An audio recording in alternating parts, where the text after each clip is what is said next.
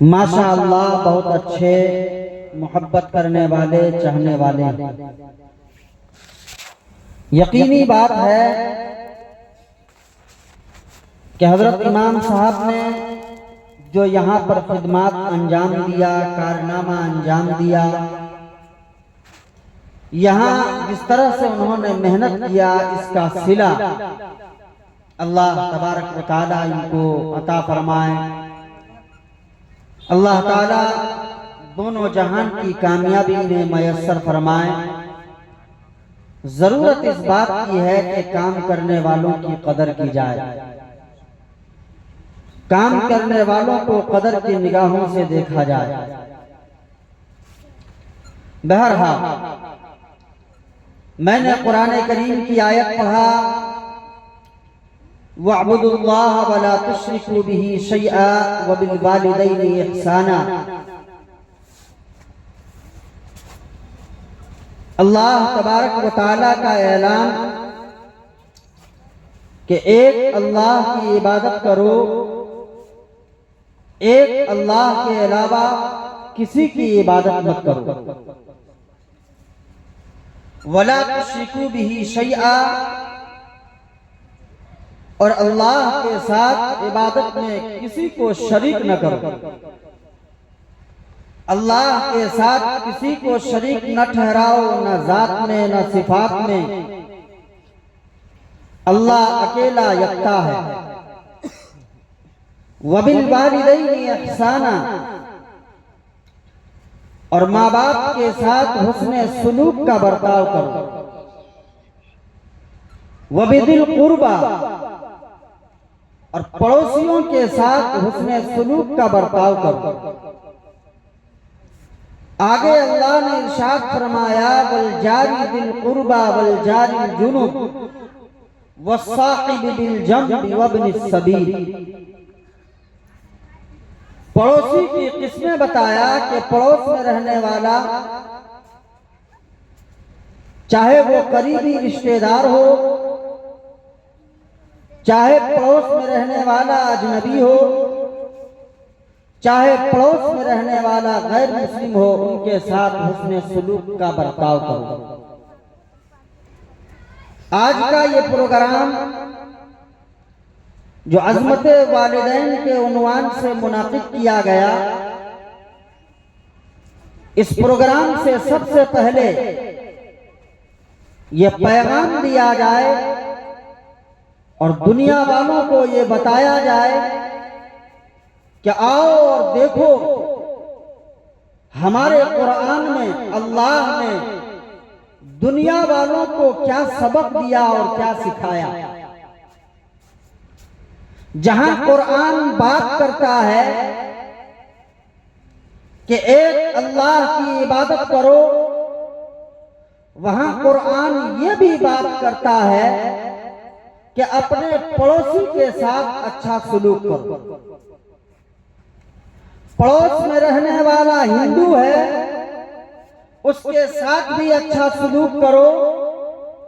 پڑوس میں رہنے والا عیسائی ہے، اس کے ساتھ بھی اچھا برتاؤ کرو۔ اور پڑوس میں رہنے والا اگرچہ کسی بھی مذہب کا ماننے والا ہے، ان کے ساتھ ہمدردی اور خیر خواہی اور حسن سلوک کا برتاؤ کرو۔ یہ قرآن کا پیغام۔ جب لوگ اسلام کو صحیح سے پڑھتے نہیں ہیں، جب لوگ قرآن کی تعلیم کو صحیح سے جانتے نہیں ہیں، اور اسلام اور قرآن کے بارے میں غلط پروپیگنڈا پھیلایا جاتا ہے، اسلام اور قرآن کے بارے میں غلط ترجمانی کی جاتی ہے، تو پھر لوگ مسلمانوں کو، اسلام کو شک کی نظر سے دیکھتے ہیں۔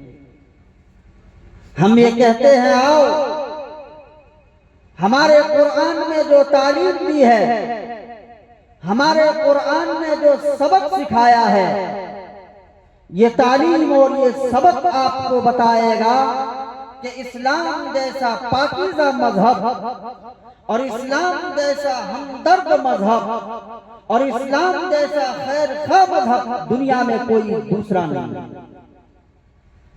میرے بھائیو بزرگوں، آقا نامدار، مدینے کے تاجدار، امام الانبیاء، امام الحرمین، نبی القبلتین، امام جد الحسن والحسین، جناب محمد رسول اللہ صلی اللہ علیہ وسلم ایک دفعہ وضو فرما رہے تھے۔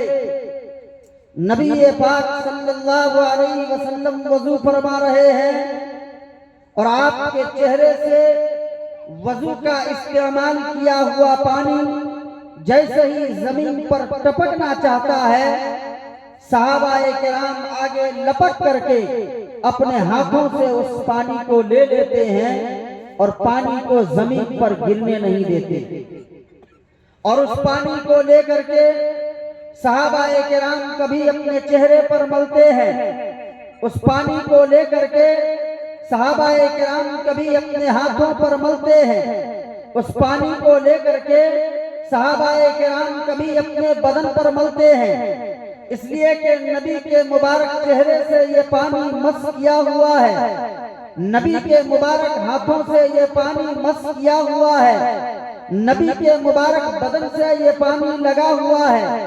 یہ صحابہ کرام کی محبت تھی، یہ صحابہ کرام نبی صلی اللہ علیہ وسلم کے ساتھ تعلق اور عشق تھا۔ اللہ کے نبی نے جب صحابہ کو دیکھا کہ صحابہ اس قدر دیوانے، نبی پاک صلی اللہ علیہ وسلم نے پوچھا تمہیں اس کام پر کس چیز نے ابھارا؟ صحابہ کرام نے کہا یا رسول اللہ، آپ کی محبت نے ابھارا، آپ کی عقیدت نے ابھارا، آپ کے عشق نے ابھارا۔ اللہ کے نبی صلی اللہ علیہ وسلم نے کیا جواب دیا؟ اللہ کے نبی نے ارشاد فرمایا کہ اگر تمہیں میری محبت چاہیے، اگر تجھے اللہ کی محبت چاہیے، یا اگر تم اللہ سے محبت کا دعویٰ کرتے ہو یا تم رسول سے محبت کا دعویٰ کرتے ہو تو تمہیں یہ کام کرنا ہوگا۔ کہا یا رسول اللہ کیا کرنا پڑے گا؟ کہ پہلا کام کہ سب سے پہلے اپنی زبان کو ٹھیک کرنا، اپنی زبان سے جھوٹ نہ بولنا، دوسرا کام دوسرے کے حقوق کو ادا کرنا، بے ایمانی نہ کرنا، اور تیسرا کام اپنے پڑوسی کے ساتھ اچھا برتاؤ کرنا۔ میرے نوجوان دوستوں، میرے بزرگ بھائیوں، میرے برادران وطن، ہم یہ کہنا چاہتے ہیں ہمارا قرآن اور ہمارے نبی کا فرمان ہمیں یہ سکھاتا ہے کہ اپنے پڑوسی کے ساتھ اچھا سلوک کرو۔ پڑوسی کے ساتھ جو انسان، جو مسلمان پڑوسی سے اچھا برتاؤ نہیں کرتا، پڑوسی کے ساتھ خیر خواہی ہمدردی نہیں کرتا، وہ پکا مسلمان نہیں ہو سکتا۔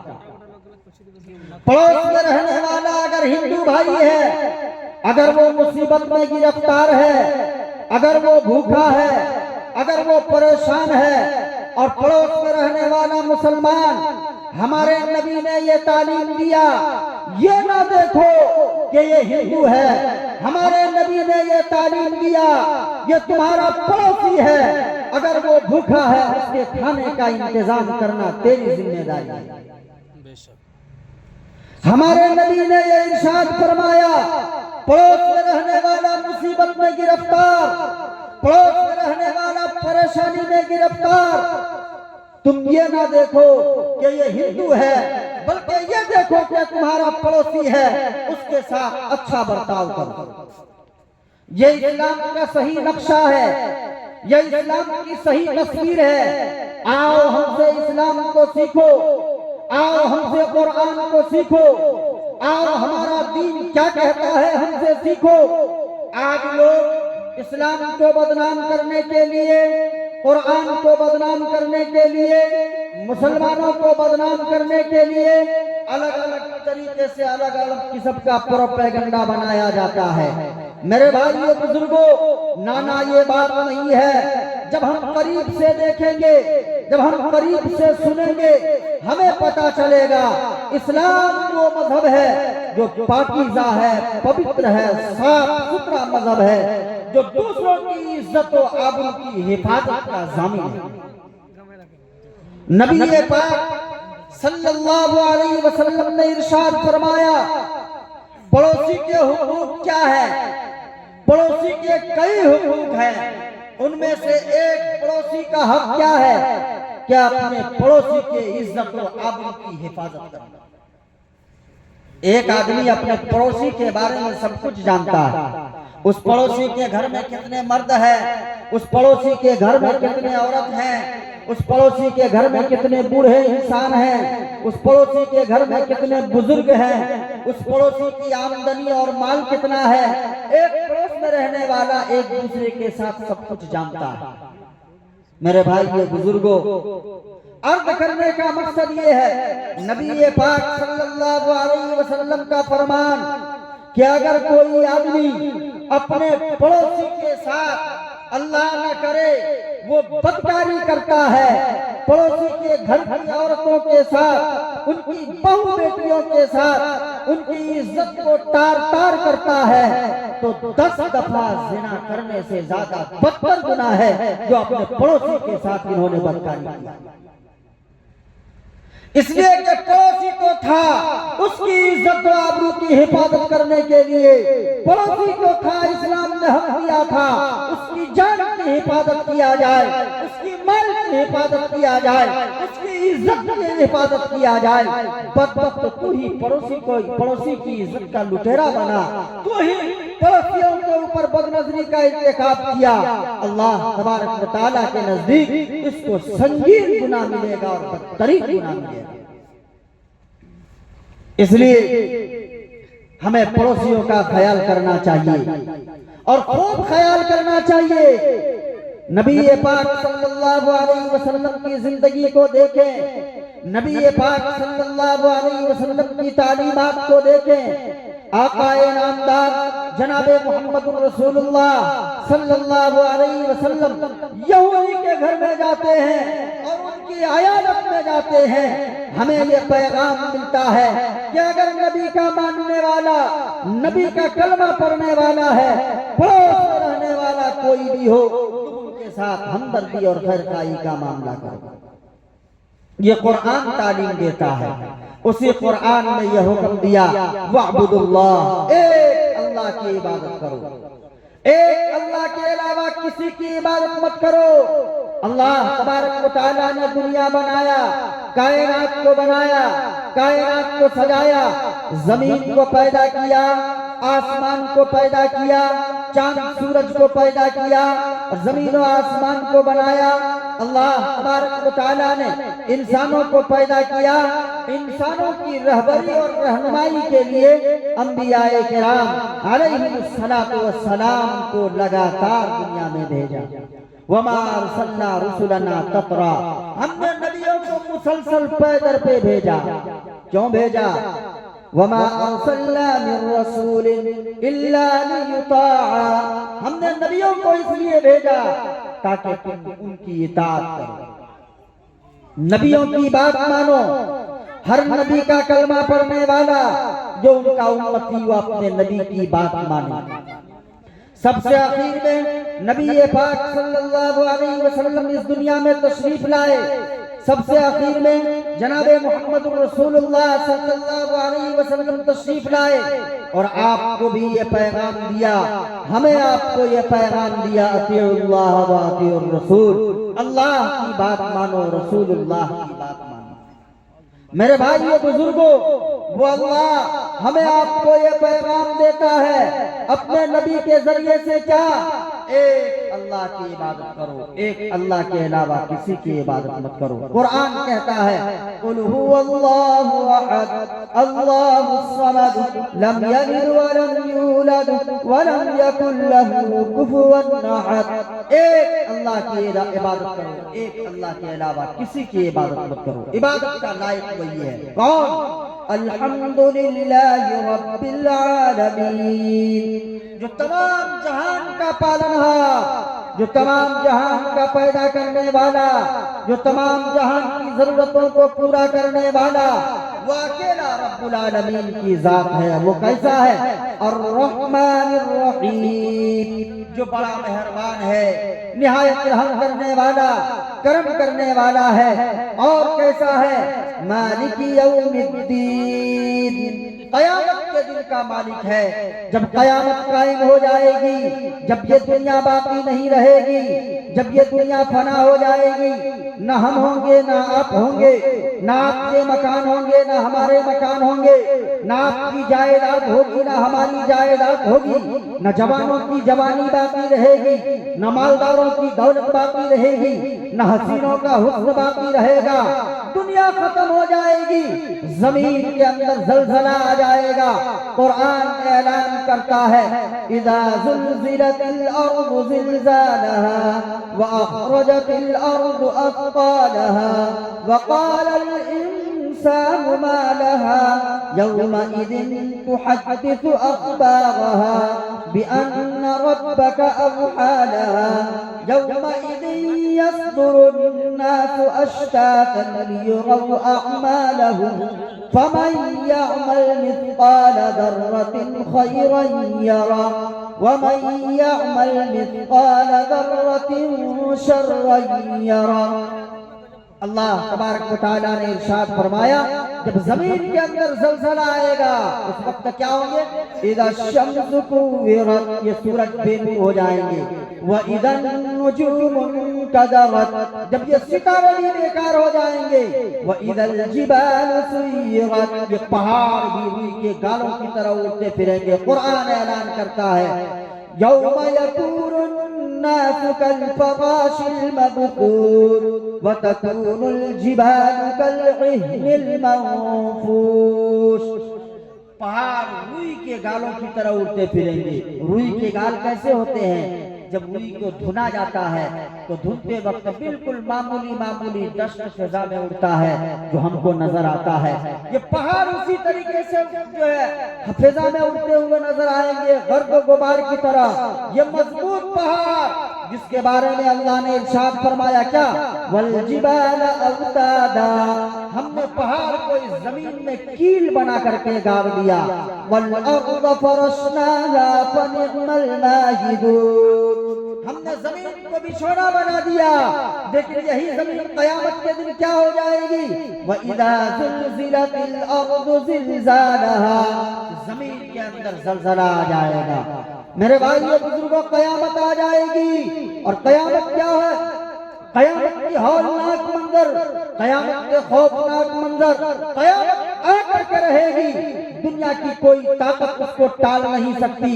اللہ تبارک و تعالی ارشاد فرماتے ہیں یا ایھا الناس اتقوا ربکم ان زلزلۃ الساعۃ شیء عظیم، قیامت بڑی عجیب چیز ہے۔ ان الساعۃ آتیہ، قیامت آ کر کے رہے گی، ہم بچ نہیں سکتے۔ کہاں تک بچ کر کے جائیں گے؟ کہاں تک بھاگیں گے؟ ہم بھاگ نہیں سکتے۔ قرآن کا اعلان کل من علیہا فان ویبقى وجہ ربک ذو الجلال والاکرام، ہر چیز ختم ہو جائے گی، فنا رہنے والی ذات صرف اور صرف اللہ تبارک و تعالیٰ کی ذات۔ اسی قیامت کے بارے میں اللہ کا اعلان مالک یوم الدین، قیامت کے دن تنہا میں مالک ہوں گا، میرے علاوہ کوئی مالک نہیں۔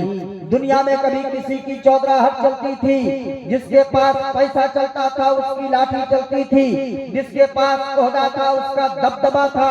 قیامت کے دن عہدے داروں کا عہدہ کام نہیں آئے گا، قیامت کے دن دولت مندوں کا دولت کام نہیں آئے گی، قیامت کے دن کوئی مالک نہیں ہوگا، ایک مالک اللہ تبارک و تعالیٰ کی ذات۔ اعلان ہوگا الیوم تجزا کل نفس بما کسبت لا ظلم اليوم ان اللہ سریع الحساب، آج کسی کے اوپر ظلم نہیں ہوگا، آج کسی کے ساتھ ناانصافی نہیں ہوگی، آج کسی کے ساتھ بے ایمانی نہیں ہوگی۔ وہ دنیا تھی جہاں بند کرتے تھے تم زباں میری، وہ دنیا تھی جہاں تم بند کرتے تھے زباں میری، یہ محشر ہے یہاں سننا پڑے گی داستاں میری۔ قیامت کے دن مجبور، مظلوم اور کمزور انسان اللہ کے سامنے مقدمہ دائر کرے گا۔ اللہ کہیں گے بتا تیرے ساتھ کیا معاملہ ہوا؟ وہ انسان کہے گا، لوگ اس کو جھٹلانے کی کوشش کریں گے، اللہ کہے گا آج مت جھٹلاؤ، آج یہ زمین گواہی دے گی، یہ درخت گواہی دیں گے، یہ پہاڑ گواہی دیں گے۔ اللہ تبارک و تعالی انسان کے اعضاء کو بولنے کی طاقت عطا فرمائیں گے۔ قرآن اعلان کرتا ہے اليوم نختم على أفواههم وتكلمنا أيديهم وتشهد أرجلهم بما كانوا يكسبون۔ اللہ تعالیٰ قیامت کے دن زبان پر مہر لگا دیں گے، بول نہیں سکتا، صرف انسان کا ہاتھ بولے گا، اس کا پیر بولے گا، اعضاء بولے گا، یہ زمین گواہی دے گی۔ اس لیے میرے بھائیوں بزرگوں، کسی کو ستانے سے پہلے یہ سوچو کائنات کا بنانے والا دیکھ رہا ہے۔ کسی کے مال کو بے ایمانی کرنے سے پہلے سوچو کائنات کا بنانے والا دیکھ رہا ہے۔ کسی کو ظلم کرنے سے پہلے سے دیکھو سب سے بڑا اور سب سے بڑا قہار اور سب سے بڑا مالک ہمیں دیکھ رہا ہے۔ جب خدا کی عظمت دل میں آئے گی، جب خدا کا خوف دل میں آئے گا، جب اللہ تبارک و تعالیٰ کی قدرت، اللہ کی طاقت کا یقین دل میں آئے گا، انسان گناہوں کو چھوڑے گا، انسان ظلم کو چھوڑے گا، انسان زیادتی کو چھوڑے گا۔ اس لیے اللہ تبارک و تعالیٰ کا اعلان فَمَن يَعْمَلْ مِثْقَالَ ذَرَّةٍ خَيْرًا يَرَهُ وَمَن يَعْمَلْ مِثْقَالَ ذَرَّةٍ شَرًّا يَرَهُ۔ اللہ کا اعلان کہ اگر کوئی انسان رائی کے دانے کے برابر بھی نیکی کرے گا، وہ قیامت کے دن اس کو بھی دیکھ لے گا، اور رائی کے دانے کے برابر بھی اگر کسی نے گناہ کیا، قیامت کے دن وہ اس کو بھی دیکھ لے گا۔ میرے بھائی یہ بزرگوں کیسے دیکھے گا؟ اس زمانے میں جب اللہ تبارک و تعالیٰ کے نبی نے جب لوگوں کے سامنے پیش کیا، اللہ دیکھ رہا ہے، تمہارے عمل کو بھی دیکھ رہا ہے، تمہاری بات کو بھی دیکھ رہا ہے، سن رہا ہے، وہ تمہاری ایک ایک چیز کی پکڑ جو ہے قید کر رہا ہے، تمہیں حساب دینا ہوگا۔ اس وقت کو کفار و مشرکین نے مذاق اڑانا شروع کیا، کہا یہ کیسے ہو سکتا ہے؟ انسان بولے گا اس کو محفوظ کیا جا سکتا ہے، انسان دیکھے گا اس کو محفوظ کیا جا سکتا ہے۔ میرے بھائی یہ بزرگوں، دنیا چلتی رہی، دنیا بڑھتی رہی، دنیا ترقی کرتی رہی، آج قرآن آسانی کے ساتھ لوگوں کو سمجھ میں آ رہا ہے۔ آج اللہ تبارک و تعالیٰ کا فرمان سہولت کے ساتھ سمجھ میں آ رہا ہے۔ وہ کیسے؟ پہلے زمانے میں جب ترازو ہوتا تھا، رسی کے جو ہے اور پلیٹ کے ذریعے سے آدمی وزن کرتا تھا، اس سے پہلے آدمی اندازے میں ناپ تول کرتا تھا۔ دنیا نے ترقی کیا، اس میں زنجیر لگایا، تھوڑی سی عقل بڑھی، اس میں کانٹا لگا، اور تھوڑی سی عقل بڑھی، آدمی نے بٹکھرے کا انتظام کیا۔ آج عالم یہ ہے، ابھی اس کو ٹچ کر دو، یہ بتا دے گا یہ کتنا ٹن مال ہے۔ آج عالم یہ ہے، ہواؤں کی رفتار کتنی تیز ہے بتا دیا جاتا ہے، اور ابھی ٹیمپریچر کتنا ہے بتا دیا جاتا ہے۔ آج عالم یہ ہے، آدمی کوئی نہیں ہے، آدمی کہیں اور ہے، سینکڑوں میل دور، لیکن دنیا نے ترقی کیا۔ اللہ تبارک و تعالیٰ نے انسان کی عقل میں وہ طاقت دیا، اپنے موبائل کے ذریعے سے سینکڑوں میل دور یہیں سے وہ دیکھ رہا ہے کہ اس کی دکان میں کتنا آدمی آ رہا ہے، کتنا آدمی جا رہا ہے۔ میرے بھائیو بزرگوں، اللہ تبارک و تعالیٰ کی ذات کو دیکھو، اللہ تبارک و تعالیٰ کی طاقت کو سمجھو، اللہ تبارک و تعالیٰ کی قدرت کو سمجھو۔ جس نے ایک ناپاک قطرے سے پیدا کیا، جس نے ایک پانی سے پیدا کیا، جس خدا کا یہ اعلان وَلَقَدْ خَلَقْنَا الْإِنسَانَ مِنْ سُلَالَةٍ مِنْ طِينٍ ثُمَّ جَعَلْنَاهُ نُطْفَةً فِي قَرَارٍ مَكِينٍ ثُمَّ خَلَقْنَا النُّطْفَةَ عَلَقَةً فخلقنا العلقة مضغة فخلقنا المضغة عظاما فكسونا العظام لحما ثم أنشأناه خلقا آخر فتبارك الله أحسن الخالقين ثم إنكم بعد ذلك لميتون. قرآن نے انسان کی حقیقت کو بتلا دیا. یہ پہلے زمانے میں لوگوں کو سمجھ میں نہیں آ رہا تھا, آج سمجھ میں آ رہا ہے. ابھی ماں کے پیٹ میں بچہ ہے, مشین کے ذریعے سے دیکھ لیتا ہے. ابھی نطفہ ہے, 8 دن کا ہوا, 15 دن کا ہوا, 20 دن کا ہوا, 1 مہینے کا بچہ, 1.5 مہینے کا بچہ, مشین کے ذریعے سے پتا چلتا ہے. ابھی خون کا لکھڑا, قرآن نے کہہ دیا علقہ. علقہ کہتے ہیں بستہ بندھا ہوا خون. میرے بھائیو بزرگوں, یہ علقہ کے بعد پھر وہ جا کر کے گوشت کا لوتھڑا بنتا ہے. قرآن نے کہہ دیا مضغہ. اس کے بعد فکسونا العظام لحما, اسی گوشت کے لوتھڑے پر باریک دھاگے کی طرح اللہ تبارک و تعالی ہڈیوں کو چڑھاتے ہیں. مشین بتاتا ہے, اللہ تبارک و تعالی نے ارشاد فرمایا پھر ہم اس کے اندر جان ڈال دیتے ہیں. آج مشین بتاتی ہے بچوں کا دھڑکن چالو ہو گیا, بچہ زندہ ہو گیا. ماں کو پتا نہیں ہے, باپ کو پتا نہیں ہے روح کیسے ڈالا گیا, روح کدھر سے آیا. یہ تو کائنات کا پیدا کرنے والا, زمین و آسمان کو پیدا کرنے والا, درندوں پرندوں کو پیدا کرنے والا, چوٹی جنتوں کو پیدا کرنے والا, سمندر میں تیرنے والے مچھلیوں کو, کیڑوں مکوڑوں کو پیدا کرنے والا, ان کے اندر روح پر کنٹرول کرنے والا مالک, وہ مالک انسان کو بھی پیدا کرتا ہے. انسان کی تخلیق کا مرحلہ بتا دیا, انسان کی حقیقت کو بتا دیا. پھر یہ انسان دنیا میں آتا ہے, دنیا میں جیتا ہے, دنیا میں پروان کرتا ہے, پڑھتا ہے, چلتا ہے. میرے بھائیو بزرگوں, اللہ نے یہ اعلان کر کے بتا دیا ہم نے تم کو دنیا میں پیدا کیا. یہ مت سمجھنا ہم بیکار پیدا, ہم نے تم کو پیدا کیا. قرآن کا اعلان افحسبتم انما خلقناکم عبثا وانکم الینا لا ترجعون. کیا تم یہ سمجھتے ہو ہم نے تم کو بیکار پیدا کیا؟ نانا, ہم نے تم کو بیکار پیدا نہیں کیا.